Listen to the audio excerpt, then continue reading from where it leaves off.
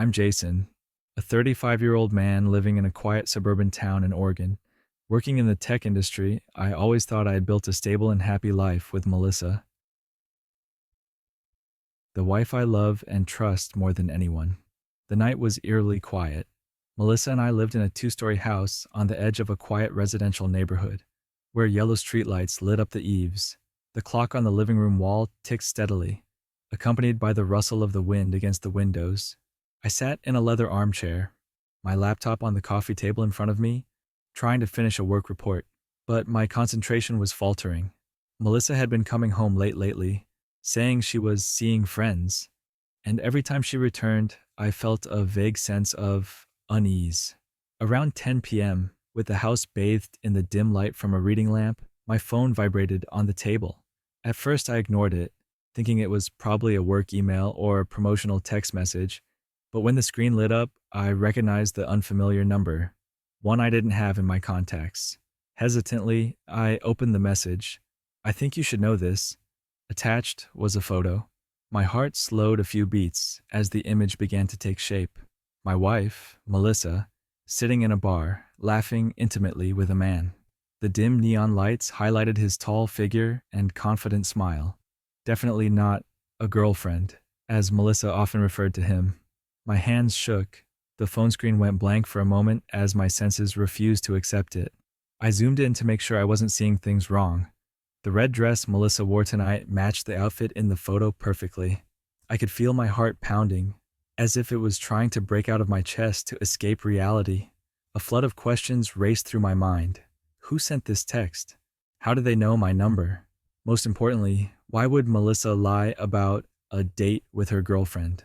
I took a deep breath, trying to calm myself, but everything inside me was like a volcano ready to erupt. I needed answers, but not now. Not now. I stood up and paced the living room. Each step echoed across the wooden floor, a reminder of the inescapable reality. Outside the window, the wind howled, emphasizing the loneliness that gripped me. It was ironic considering that just hours earlier I had been thinking about spending the weekend driving to the beach with Melissa, a plan she'd said was unnecessary because she had other plans with her friends. Finally, the front door clicked open. I turned quickly, trying to keep my expression neutral. Melissa walked in, a brief smile on her lips before she saw me standing there. "You haven't gone to sleep yet?" she asked, her voice soft but unable to hide her tiredness. "No, I was waiting for you," I replied, keeping my voice strangely calm. She put her bag on the table and took off her high heels. Her movements were so natural that I felt like I was imagining everything. But the photo on the phone was real. I picked up the phone, my finger slid across the screen. The photo appeared clearly. I didn't say anything, just held it in front of her. Melissa's smile faltered. Her face went from confused to cold in an instant, but her eyes couldn't hide the fear. "Jason, where did you get this picture?" she asked, her voice dry. I didn't answer right away. I just looked straight into her eyes, searching for an answer that didn't require words, but all I saw was a thick wall of defense. Finally I spoke, each word hitting the air. "The question is, why were you there? And why didn't you tell me?" Melissa didn't answer right away. Instead, she sighed, as if preparing for a fight she didn't want to fight. "Jason, it was just a casual meeting." "Nothing," she replied, trying to keep her voice steady but unable to hide the tremor. After that moment, the air between Melissa and I became thick, as if every word was stifled by the awkward silence. I didn't press her for an answer right away. Instead, I just looked straight into her eyes, waiting for something, an explanation, an apology, or at least some honesty. But Melissa turned away and walked quickly toward the kitchen, as if trying to avoid the truth. "Jason, I don't know who sent you that picture, but I assure you there's nothing to worry about," she said, her voice strangely calm. I didn't answer. The way she said it only made me more suspicious. If there was nothing to worry about, why did this photo exist? Why hadn't she mentioned her previous meeting with Edward? Melissa opened the fridge, poured herself a glass of water, took a long drink, and then looked back at me. "We don't need to make a big deal out of this over a meaningless photo. Edward is just an old friend. He happened to be at the bar, and I just had a few words with him." "Nothing." "Nothing?" I repeated, my voice low and cold. Melissa, you meet your friends every week. Come home late. Don't say where you're going, what you're doing. And now you're telling me that meeting a strange man I've never heard of was a coincidence? Do you think that's believable? She set her glass down on the table, the clink of glass against wood deafening in the quiet room. Jason, you really have to believe me. I didn't do anything wrong. You're overreacting. I wanted to believe her. I really did. But the way Melissa avoided my eyes, the way her voice shook as she spoke, every instinct in me told me something was wrong. I didn't sleep that night. Melissa had gone into her room, closing the door behind her, as if the conversation had never happened. I lay on the sofa, the blue light from my phone screen illuminating my face. I scanned the photo again, more closely this time. Something bothered me, a small detail that stood out. An expensive watch flashed silver in Edward's hand, and Melissa leaned slightly toward him, as if she were completely at ease in his presence. I couldn't help but think about all the recent signs. Melissa kept her phone with her, never letting me touch it. Her schedule was getting more and more vague. There were even weeks when she came home late 3 or 4 times, and I lied to myself that this was normal. A thought flashed through my mind. Was this just a photo? Or was it part of something bigger? Something I was too afraid to acknowledge. The next morning, while Melissa was still sleeping, I decided I couldn't let things go on like this. If she wasn't going to tell me the truth, I was going to have to find out for myself. I started by searching for Edward. From what I saw in his photo, he was the type of man who was confident and charismatic. A man Melissa could easily be attracted to. I tried searching for Edward on social media and popular search engines, but all I found was a bunch of vague results. This made me even more uneasy. I called Rebecca, my best friend from college, who had always been my rock when I was having a hard time. After hearing what I had to say, Rebecca was silent for a few seconds before saying, Jason, are you sure about this guy? He doesn't seem like just a friend. If you want, I can help you find out more. I nodded, even though she couldn't see it over the phone. Rebecca worked in journalism and she had connections that could help me dig deeper. I didn't want Melissa to think I was suspicious enough to hire a private investigator, but I couldn't sit back and believe a vague explanation. Rebecca promised to check if Edward was suspicious. Before she hung up, she said something that made me shiver. Jason, sometimes the truth is not what we want to see. Are you prepared for that?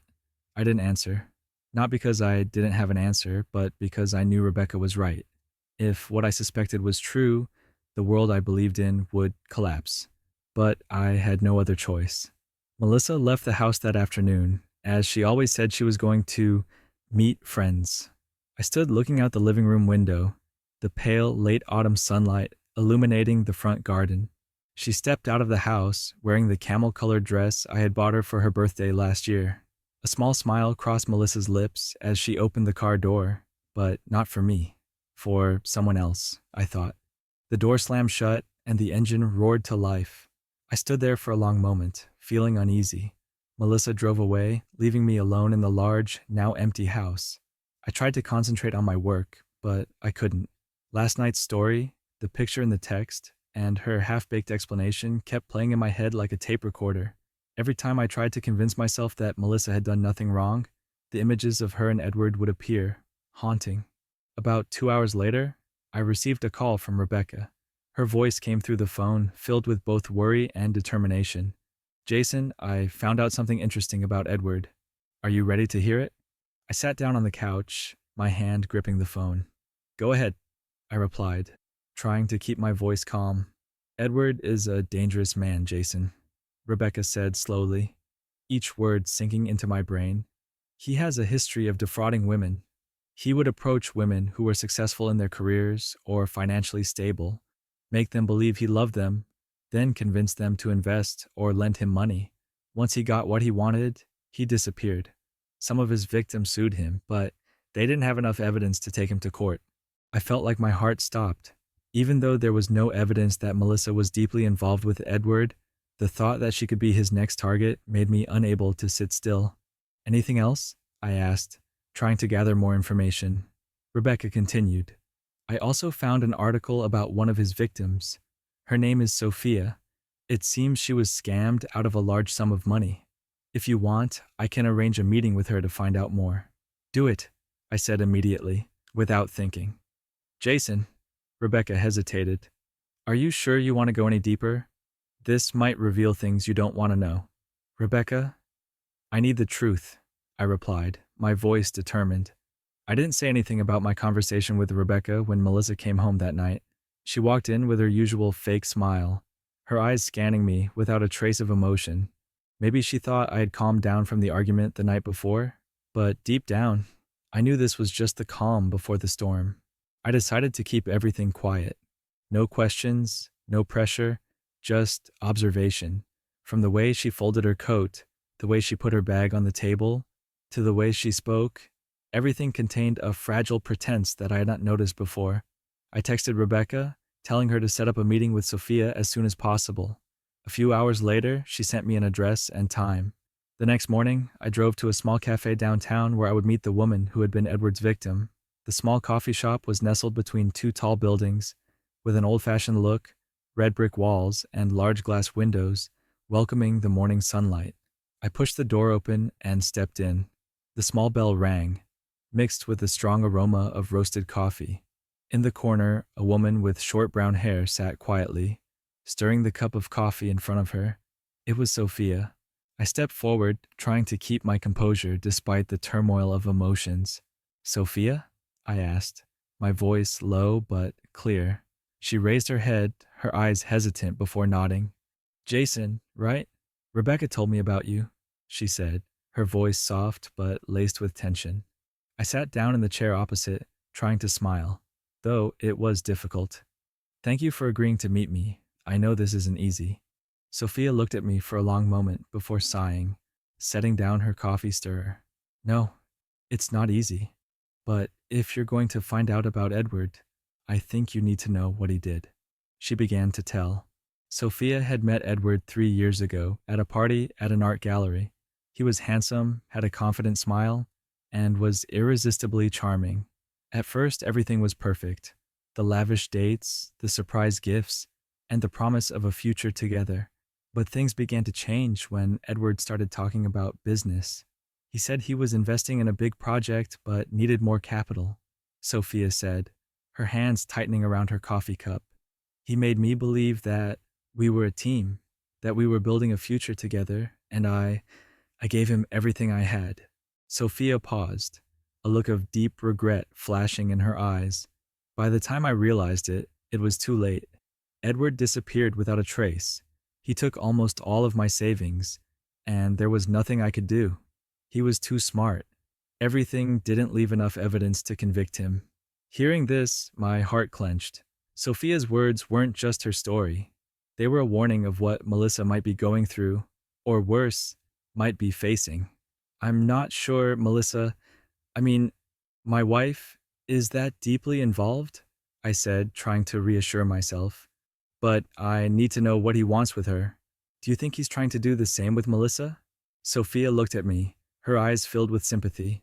If he approached her, I'm sure he had a plan. Edward never does anything without a plan. He always targets women who are financially stable or who are easily persuaded. You have to be careful, Jason. He's dangerous. I nodded, feeling a chill run down my spine. Do you have any information on his current whereabouts? I need to find a way to stop him before things get too far. Sophia shook her head, looking disappointed. He never stays in one place for long. But if you need more information, I can find some documents I collected when I tried to sue him. They won't be enough to convict him, but they might give you a better idea of how he operates. I thanked Sophia and left the cafe feeling both exhausted and determined. Her words had confirmed my worst suspicions. Edward wasn't just an old friend who had met Melissa by chance, but a dangerous man, capable of destroying the lives of anyone who fell into his sights. That evening, I tried to keep a normal face when facing Melissa, but everything inside me was like a bowstring stretched to the limit. She didn't seem to notice anything unusual, still talking to me in a half-hearted manner, as if nothing had ever happened in our lives. "How was your day?" she asked as we sat down to dinner. "It's okay," I replied, trying to keep my voice casual. But inside, every word she said made me want to question her. to force her to tell the truth. Looking at her sitting in front of me, smiling and talking as if everything was fine, I felt even more suffocated by the feeling of betrayal. My mind kept replaying Sophia's words. Edward is dangerous. Did Melissa know that? Or was she completely manipulated by him, not realizing that she was standing on the brink of danger? When Melissa went upstairs, I took out my phone and texted Rebecca, asking her to arrange for Sophia's documents to be retrieved. I knew I couldn't just sit back and wait. I had to act, or I could lose everything. Not just the wife I loved, but the life I had built. I knew I was treading deep waters, where everything could fall apart in an instant.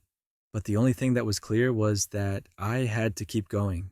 The truth, no matter how painful, was better than drowning in the darkness of lies. The next day, when Melissa left the house for a weekend get-together with friends, I decided it was time to act. I was relieved that she wasn't there because I knew I needed space and time to sort things out. Rebecca sent a text message saying that Sophia was willing to share her Edward-related material, and we arranged to meet at a used bookstore downtown, a place with little traffic and quiet enough to talk privately. The bookstore had an old-fashioned atmosphere, the smell of old paper mixed with the aroma of coffee from the small shop inside. When I entered, I saw Sophia standing at a bookshelf near the corner of the room, holding a large envelope. She looked up when she saw me, flashing a brief smile before returning to her usual tense expression. "Jason," she said, handing me the envelope. "This is all I got from my investigation of Edward. I'm not sure it'll be enough to help you, but I hope it helps." I opened the envelope right there, pulling out a thick stack of papers, copies of emails, transaction receipts, and even candid photos of Edward during meetings with other women. Each document was like a small piece of the larger puzzle of who he really was. I watched him for a while after what happened to me, Sophia explained, a hint of bitterness in her eyes. I didn't want him to hurt anyone else, but I couldn't bring myself to take him to court. He was too careful, always using methods that were hard to trace. But I knew one thing. He didn't stop. He was always looking for new victims. One of the documents that caught my eye was a bill from a luxury hotel where Edward had stayed while Sophia was dating him. Interestingly, the hotel address matched the one Melissa had said she had attended a conference at a few weeks ago. I felt a chill run down my spine. "Are you sure about all this?" I asked, my unease growing. Sophia nodded. "It's all real. And if he's approaching your wife, you need to act now before it's too late. Jason, I know what it's like to be manipulated and lose everything. I don't want that to happen to you." As I drove home, I kept thinking about the documents I had just received. Every detail pointed to Edward being a dangerous manipulator and Melissa possibly falling into his trap without even realizing it. But what hurt me the most was not Edward's existence, but the possibility that Melissa had kept this from me all this time. I stopped in front of a coffee shop near my house, took out my phone and called Rebecca. After a few rings, she picked up. "Rebecca, I need you to help me with one more thing," I said, trying to keep my voice calm. "I'm listening," Rebecca replied, concern clear in her voice. "I have the documents from Sophia. They are detailed, but I need someone to look them over more closely. Can you help me find a legal expert or someone familiar with handling cases like this? I need to know if they can be used as evidence if I decide to confront Edward." Rebecca was silent for a moment before answering. "Jason, I will see what I can do. But you should be prepared because Edward is not the type to back down easily." "I understand," I replied, "but I have no choice." When I got home, I placed the file on my desk and began to read it page by page. Each time I turned the pages, I felt more and more burdened. The photos of Edward with his victims, the large bank transactions, and the sweet but empty emails all built up the image of a perfect con man. But what shocked me most was one of the emails, sent not long ago, addressed to a woman named Melissa. In the email, Edward promised an investment opportunity not to be missed, and ended with the message, "I believe you know me better than anyone." I put the file down, my hands shaking. The truth was before me, clearer than ever. Edward had targeted Melissa, and she might have unwittingly believed his words. I knew I couldn't wait any longer. If I let things drag on, I could lose Melissa forever, both emotionally and financially.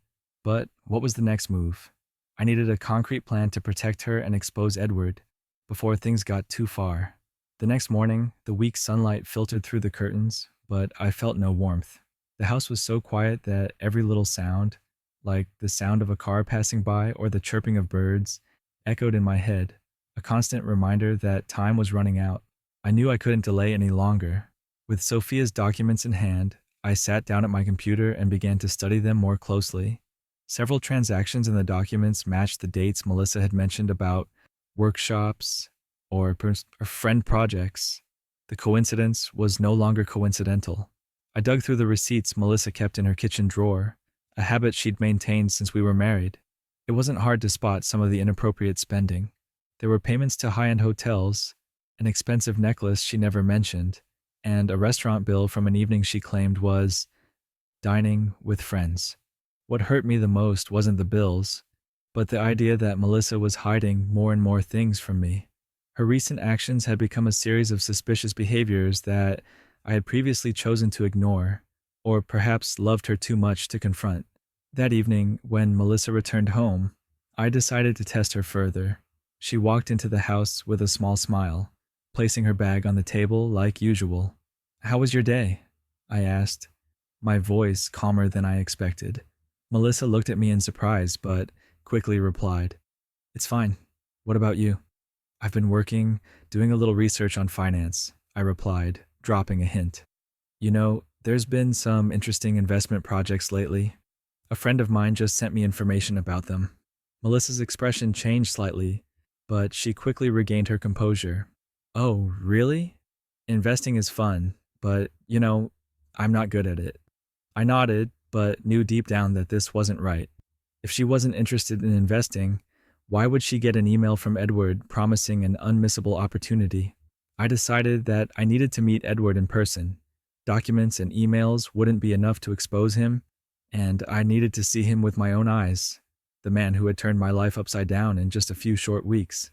Rebecca helped me get information about a meeting at a private club that Edward frequented, a place he used to approach his targets, wealthy women, or, in Melissa's case, women who felt neglected and vulnerable. On that fateful evening, I wore a dark shirt, trying to blend into the luxurious atmosphere of the club. The place was filled with dim lights from chandeliers, soft jazz music was playing from a corner of the room, and laughter blended into a lavish symphony. I recognized Edward immediately.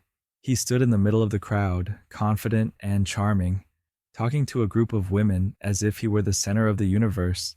I couldn't take my eyes off him, the man whose existence I hadn't even known existed not long ago, now the greatest threat to my life. I approached the group, trying to stay calm as each step felt heavy. When I was only a few steps away from him, Edward raised his head, his eyes meeting mine.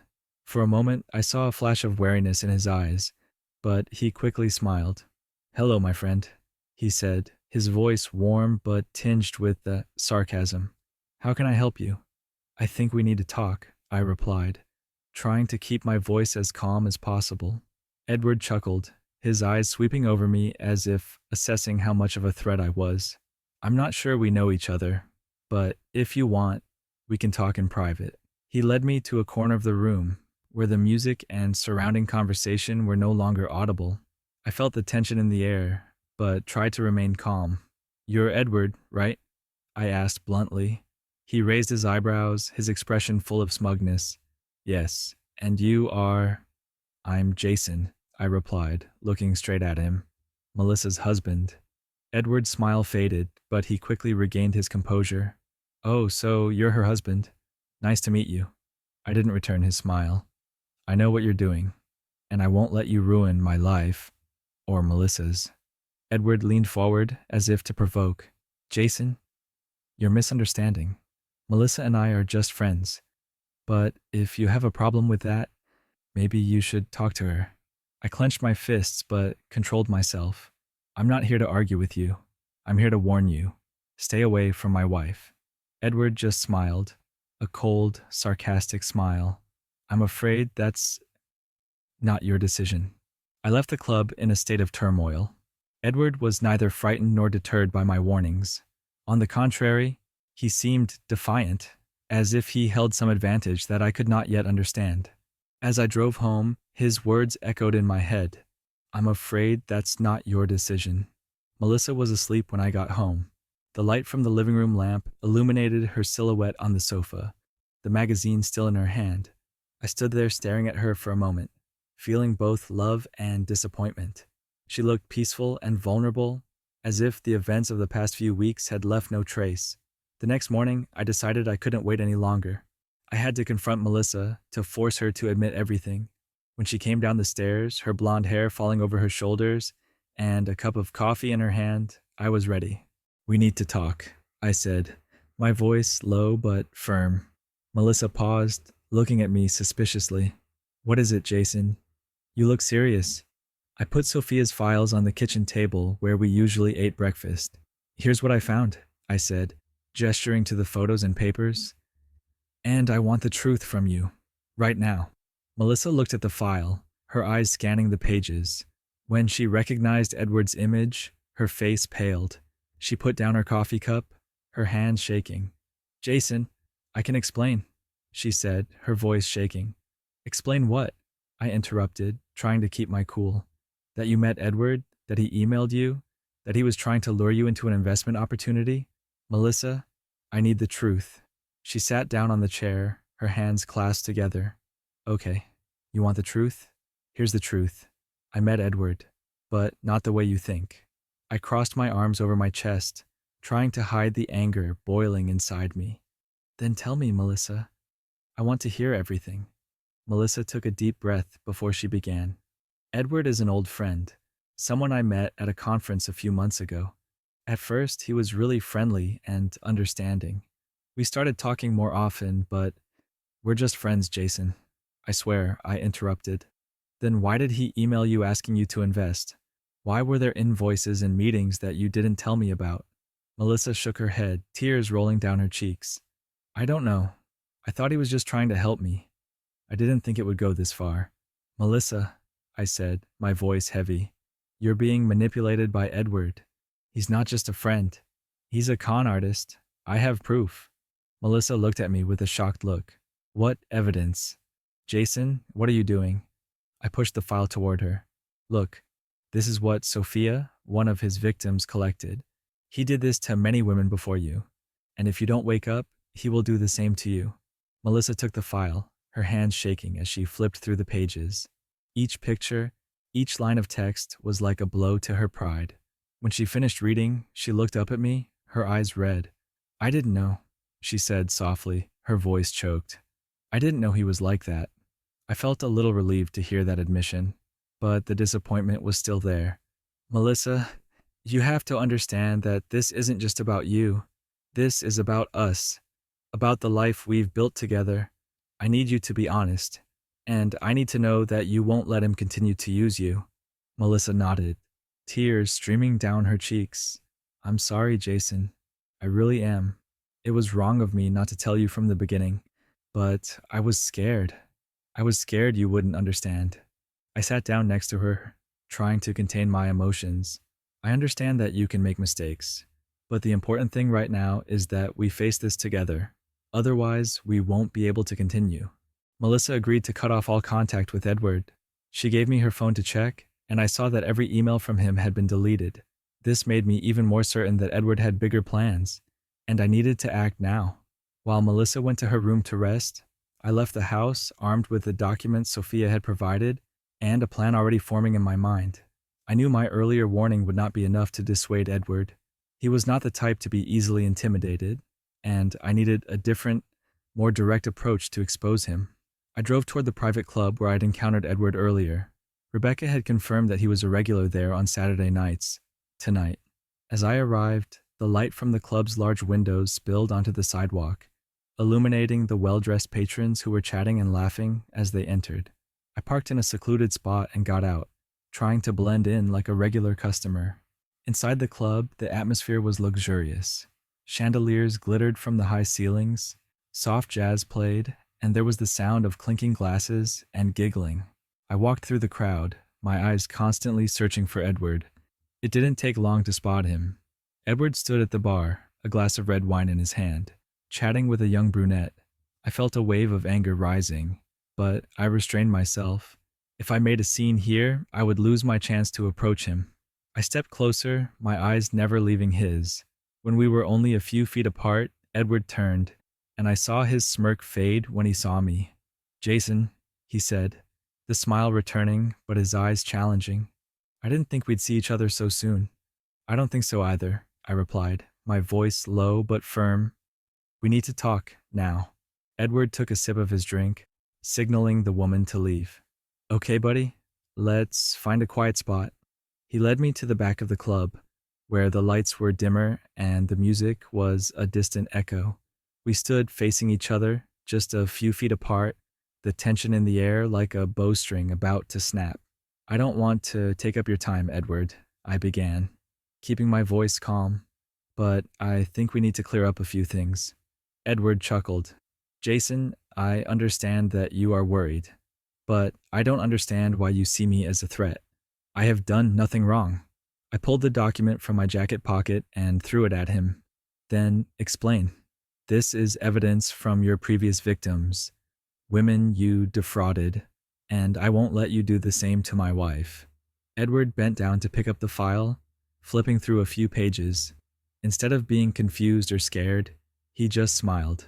"Jason, do you really think this can incriminate me? These are just stories. Nothing heavy enough to break me." "Maybe," I admitted, taking a step toward him.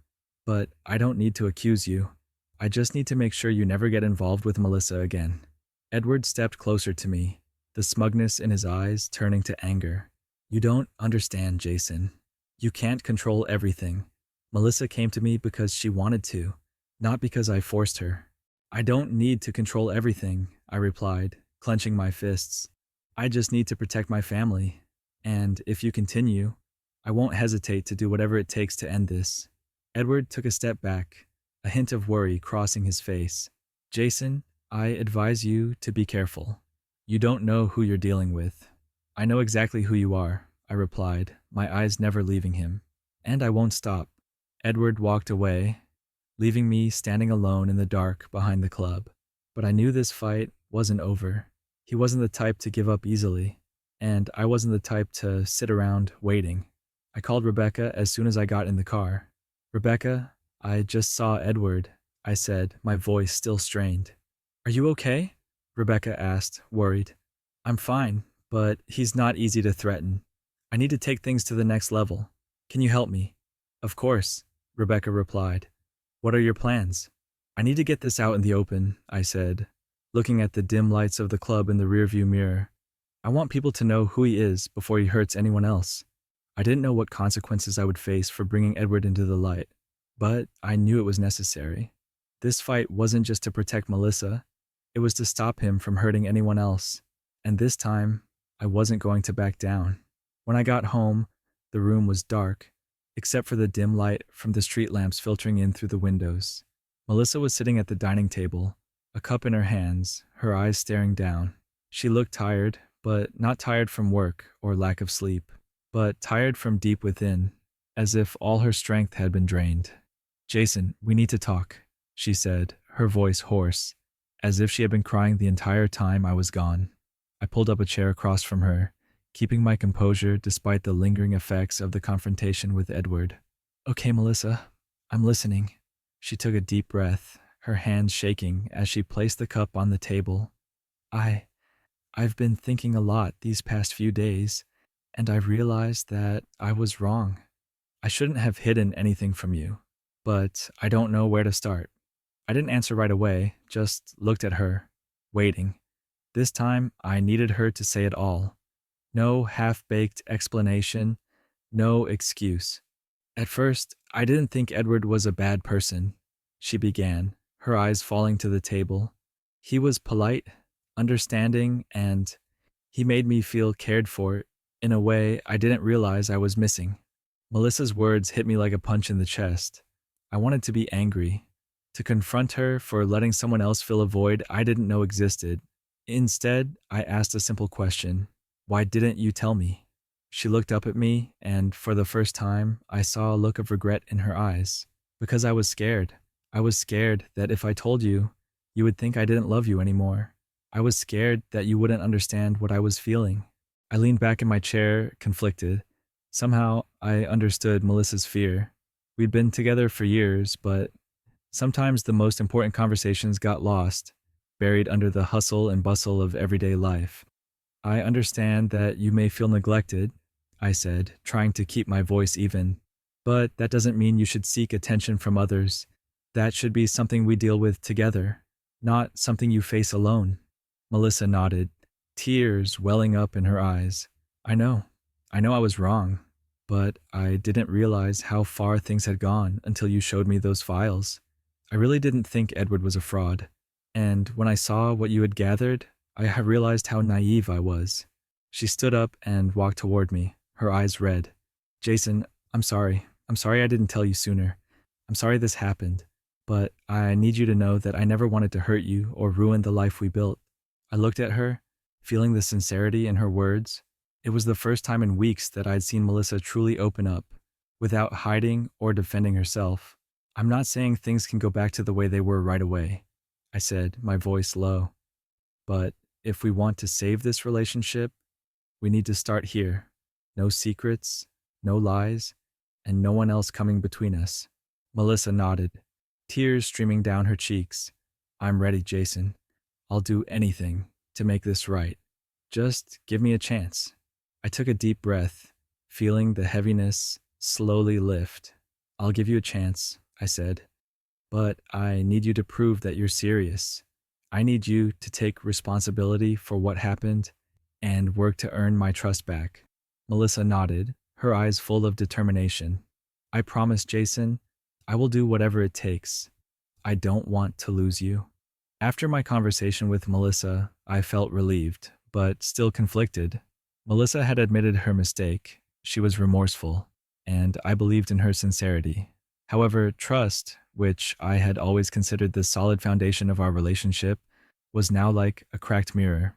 No matter how hard I tried, the crack was still there, and I was not sure if it could be completely repaired. Melissa began taking the first steps to make amends. She spent the next morning cleaning the house, something she rarely did before.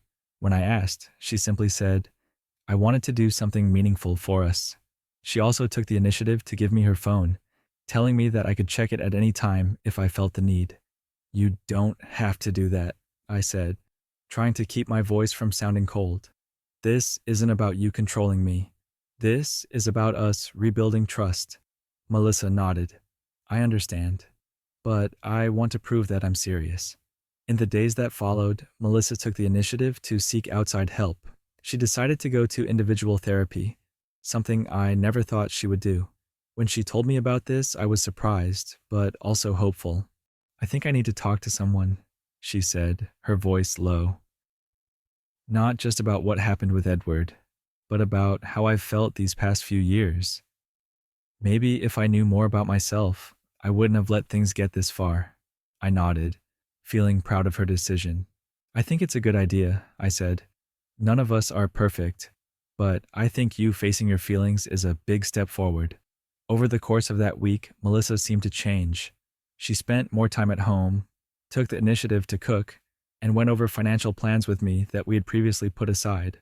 But most importantly, she opened up, sharing thoughts and feelings that she had previously kept to herself. One evening, as we were sitting in the living room, Melissa turned to me, her eyes sparkling in the light from the table lamp. Jason, I want to thank you, she said. Thank you for not giving up on me. I know I hurt you a lot, and I'm not sure I deserve a second chance. I looked at her, feeling the sincerity in her words.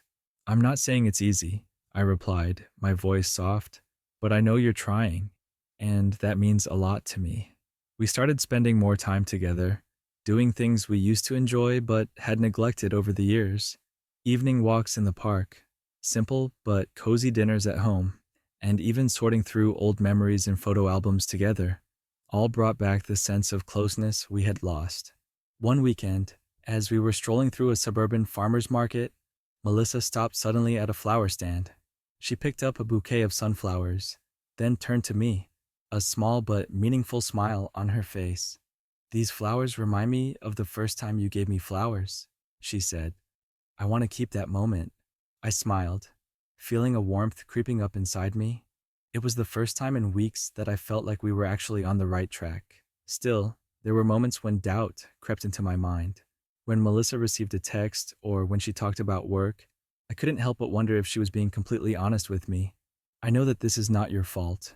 It is the result of the hurt that we are both trying to overcome.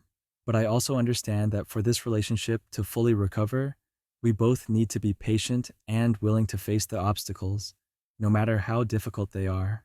Everything seemed to be settling down, but I knew there was one important issue left unaddressed: Edward.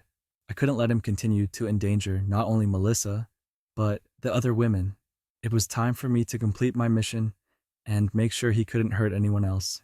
In the days that followed, I focused on completing my final mission, exposing Edward and ensuring that he could no longer hurt anyone else.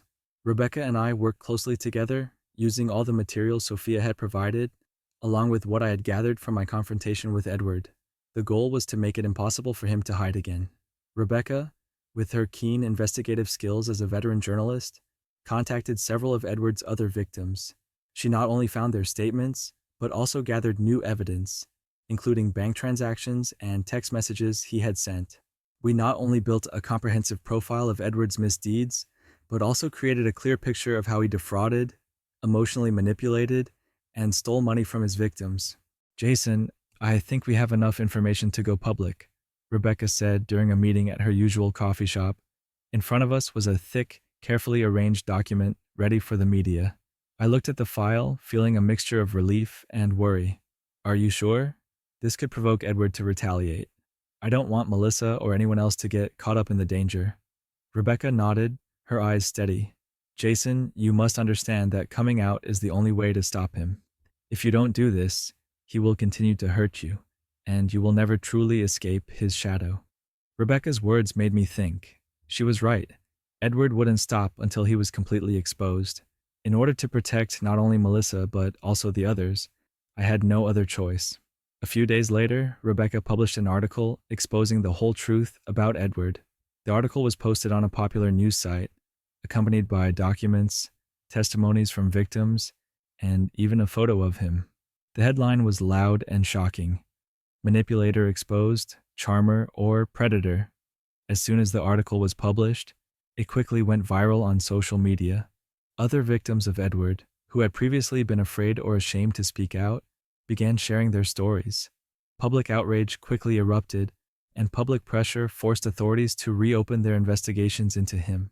When I read the article the next morning, a sense of relief washed over me. This was not just a personal victory, but a victory for everyone Edward had ever hurt. Melissa sat next to me, reading the article silently, her eyes welling up with tears. "Jason, you did the right thing," she said, placing her hand on mine. "I'm so proud of you." I squeezed her hand, feeling the warmth we had lost. But I knew this wasn't the end. The article about Edward continued to spread. More and more victim stories emerged, creating a wave of outrage on social media and in the community. A few days later, Melissa received a letter, not from Edward, but from one of his previous victims. It was a thank you letter, so touching that Melissa sat silently for hours, reading it over and over again. "Jason, this is the best thing we've ever done," she said, setting the letter on the table. "If it weren't for you, I don't think I'd have the courage to face this." I smiled, but said nothing. In my heart, I knew that this war was not over yet. That evening, when I checked my email, a new message appeared in my inbox, making me freeze. It was from Edward. The content was simple, but challenging. "You think you've won, Jason? This is just the beginning." I sat there, eyes glued to the screen, anxiety pulsing through my veins. I wasn't surprised that Edward had reacted. He wasn't the type to back down, especially when his reputation was being destroyed so publicly. But the words in this email weren't just threats. They meant he wasn't going to stop, and I needed to prepare for the worst. Melissa noticed the tension on my face as I entered the living room. "What's wrong?" she asked, her eyes flashing with concern. I showed her the message. When she finished reading, her face paled and her hands were shaking. "He won't stop, will he?" "No, he won't," I replied, my voice firm. "But we've come this far, and I won't let him hurt anyone else, especially you." I contacted Rebecca to report Edward's message. She advised me to forward it to the authorities, as it could be considered evidence of threatening behavior. I agreed, but I couldn't help but worry about what Edward might do next. "We'll be okay, Jason," Melissa said as I sat down next to her on the sofa. She took my hand, her eyes filled with determination. "Whatever happens, I believe we can get through it. Edward can't break what we've built." I squeezed her hand, feeling the firmness in her words, but deep down, I knew things were still fragile. The trust we were trying to rebuild was not yet completely solid, and Edward was still a lurking threat. Life didn't return to normal immediately, but there was a noticeable change in the way we approached things. Melissa and I started couples therapy to learn how to communicate better and strengthen our relationship. We both knew that recovery would be a long journey, but for the first time in months, I felt like we had hope. One cool evening, as Melissa and I sat together on the porch, the streetlights reflecting off the leaves that swayed in the wind, I suddenly realized that we were at a crossroads. The road ahead was uncertain, with challenges that could arise at any moment, but I also knew that we had learned to face it together. Edward is still a ghost in our lives, but I've decided that he won't define our future. The future is a story that Melissa and I will rewrite, with all the lessons we've learned and all the hope we've found.